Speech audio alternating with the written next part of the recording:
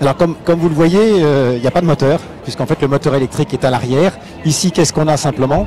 On a la prise de charge qui permet de recharger le véhicule la nuit pour son exploitation toute la journée.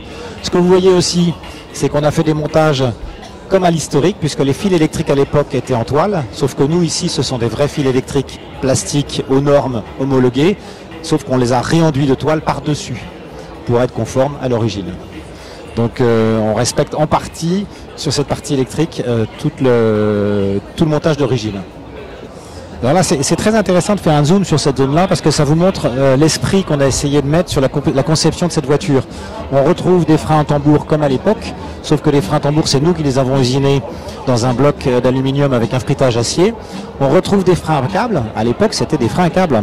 Là, nous, pour des raisons de sécurité, on a rajouté un deuxième câble pour être sûr qu'en exploitation dans les parcs, il y a une sécurité avec un deuxième câble. Vous retrouvez des ressorts à lame comme à l'époque, hein, c'est des ressorts à lame comme les premières calèches. Et surtout, vous voyez ici un amortisseur à friction. Donc aujourd'hui, toutes les voitures modernes sont sur des amortisseurs hydrauliques. Jusque dans les années 30, 40, les amortisseurs étaient des amortisseurs à friction. C'est simplement de la friction qui limite les oscillations de la voiture. Et on peut, en serrant plus ou moins ce ressort en étoile, on va régler la dureté de la suspension de la voiture. Donc là, on est sur une conception typiquement 1920, sauf que tout est neuf.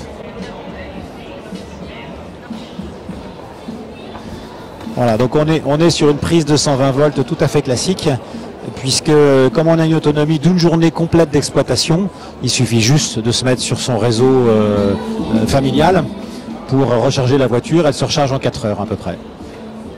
Elle est repartie pour une journée complète d'exploitation. Après, si vous voulez mettre sur une prise plus puissante, c'est toujours possible, mais c'est pas forcément voilà, nécessaire. Donc bonjour, je m'appelle François de Gaillard, je suis ingénieur de formation et par passion de l'automobile et du patrimoine, j'ai avec une petite équipe, on a créé une marque de voiture qui s'appelle Ballot, qui a d'ailleurs existé en 1905, et on refabrique complètement de zéro, totalement à neuf, on refabrique des voitures authentiquement 1920. Donc qui sont en plus à motorisation électrique, avec des batteries lithium fer phosphate qui sont assemblées par nous, parce qu'en fait on assemble nous-mêmes nos propres batteries. On conçoit complètement le véhicule, on l'assemble, on le fabrique nous-mêmes. Et puis surtout, ce qui est très sympa, c'est qu'on fédère des artisans français qui nous apportent leur savoir-faire, comme des selliers sur le cuir, comme les lanières, comme des couturiers et couturières sur les capotes. Et donc on retrouve cet esprit du savoir-faire français des années 1920, de très haut de gamme, pour faire des très beaux objets comme ces véhicules-là. Alors, nos véhicules, ils sont pour des applications cinéma, puisque c'est très facile à conduire, du fait que c'est un véhicule électrique, n'importe quel acteur peut conduire la voiture. Comme tout est neuf, ils peuvent se permettre de faire n'importe quoi avec la voiture. S'il lui arrive quoi que ce soit, s'il tape un poteau, on peut remplacer, parce qu'on a tous les moules, tous les outillages.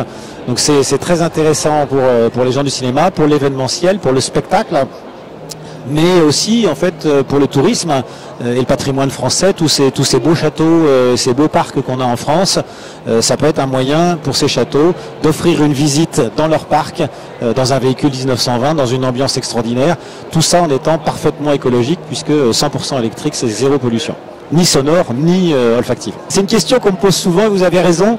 En fait, l'idée, moi j'ai toujours été passionné de voitures, d'industrie, et je trouve que l'industrie automobile française a une très très belle histoire. Et donc je fais un peu d'expertise sur la voiture ancienne, et un milieu que je respecte et que j'apprécie beaucoup. Mais il y a des gens du cinéma un jour qui m'ont dit, mais nous, quand on veut une belle Bugatti ou une belle voiture 1920, c'est compliqué pour nous cinéma, parce que d'abord la voiture vaut très très cher, elle est difficile à assurer, la personne, il y en a très peu. La personne qui l'a, bon, elle veut bien la louer, mais il y a qu'elle qui peut la conduire, parce que c'est très compliqué à conduire une voiture d'avant-guerre. Et en fait, au bout de la 3e scène, quand on fait 3 fois la scène, la voiture démarre plus.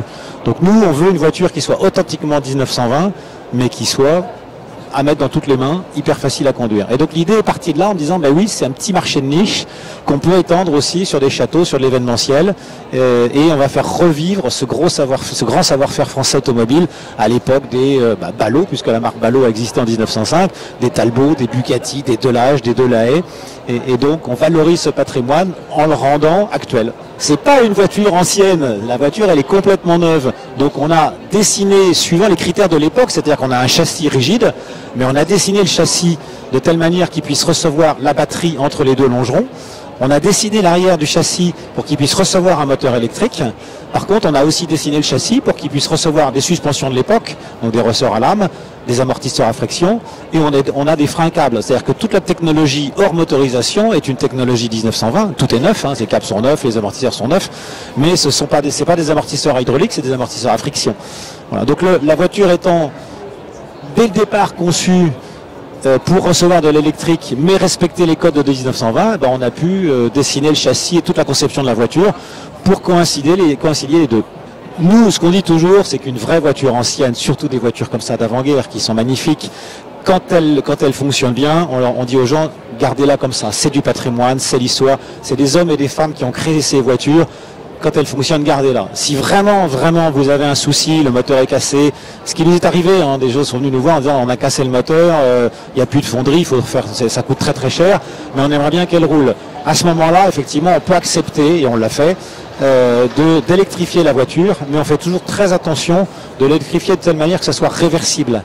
C'est-à-dire que si la personne, 10 ans après, a les moyens de refaire son moteur et de réinstaller le moteur, elle pourra le faire. On lui dit, on vous met le moteur de côté, vous le gardez, et puis 10 ans après, vous voulez remettre votre moteur d'origine pour retrouver l'authenticité de 1920, et elle peut le faire.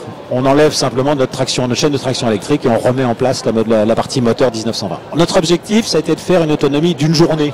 C'est un peu une réponse de Normand que je vous fais, mais c'est une journée complète d'exploitation. C'est un château de Versailles, Chambord, Vaux-le-Vicomte, tous ces beaux châteaux à la française, mais il y en a tellement. L'idée, c'est de dire, si vous la mettez en exploitation, c'est-à-dire toute la journée, elle va tourner dans votre parc, dans la forêt, plutôt que de tourner dans une golfette, qui n'est pas forcément très jolie et très adaptée à un château à l'image française. Vaut mieux tourner dans une voiture comme ça. Donc toute la journée, vos clients, vos visiteurs peuvent se promener dans la voiture, dans le parc, dans les forêts. Et il y aura une journée complète d'autonomie et vous avez juste la nuit pour recharger. Donc en fait, si on veut parler automobile, on a 120 km d'autonomie pour une voiture qui roule à 60 à l'heure.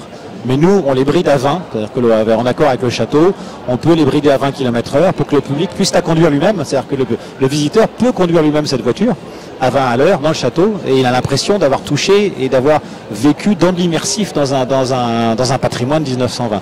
Donc il y a une journée complète d'autonomie ou 120 km à 60 km/h. Il y a une grosse contrainte parce que notre objectif c'était l'authenticité.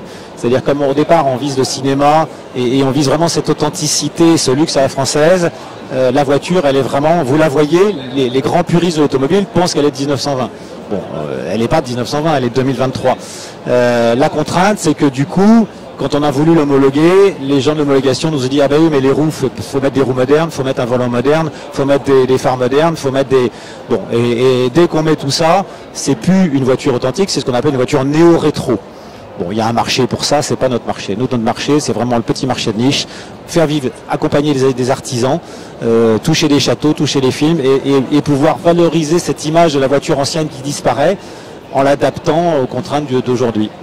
Donc un particulier, quand on lui dit bah non, vous ne pouvez pas aller sur la route, bon, voilà, ça l'intéresse moins, forcément. Moi j'ai créé une activité industrielle à côté, hein, qui est compliquée en France, mais on a un petit groupe industriel à côté, et il se trouve qu'on assemble justement ces batteries. Donc c'est des batteries lithium fer phosphate, donc elles sont. Alors la chimie malheureusement n'est pas française parce que voilà c'est compliqué aujourd'hui sur la chimie, mais l'assemblage de la batterie est fait chez nous. Ce qui fait qu'on contrôle la qualité d'assemblage et surtout on contrôle l'électronique de sécurité qui pilote la batterie, ce qui est extrêmement important. Alors nous on n'est pas sur des lithium-ion, on est sur des lithium fer phosphate, qui sont des batteries qui sont beaucoup moins sensibles au feu, donc des batteries plus lourdes, plus grosses, un peu moins performantes, mais qui ont le gros avantage d'être beaucoup plus safe que des lithium-ion classiques. Et c'est important pour nos véhicules parce que quand on est dans des sites historiques, il faut prendre zéro risque. C'est une petite entreprise qui est basée en Vendée.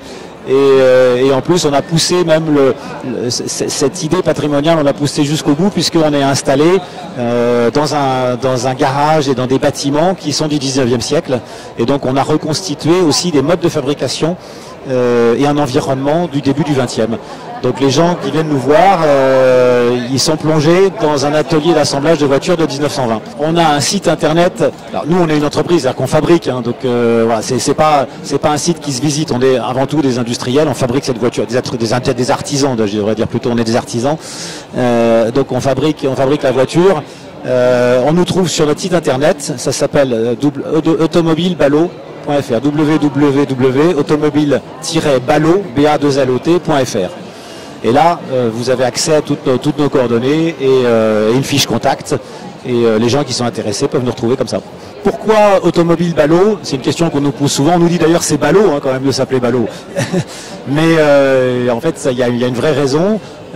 Quand je parlais tout à l'heure de l'histoire de l'automobile française qui est extraordinaire, dans les années 1900, on avait 200 à 300 constructeurs de voitures en France. Et Monsieur Ballot, Édouard Ballot, a créé sa marque de moteurs. En fait, il a commencé par faire des moteurs de bateaux en 1905. Alors aussi, beaucoup de gens nous demandent pourquoi le logo est une ancre. Mais parce qu'en fait, Monsieur Ballot, Édouard Ballot, a commencé en 1905. Il a fait son service militaire dans la marine et du coup, il s'est spécialisé dans les moteurs de bateaux. Et de 1905 à 1918, il faisait des moteurs de bateaux. Et en 1918, quand la guerre s'est finie, il s'est mis à faire des voitures. Et voilà, c'est quelqu'un qui est né à Angoulême et les véhicules Ballot ont une très belle histoire. C'est une petite marque pas très connue, mais une marque de qualité et qui a contribué à la victoire en 14-18, puisque les moteurs Ballot se sont retrouvés sur des tas de moteurs de bateaux, de groupes électrogènes, de camions et voire de certaines voitures à l'époque.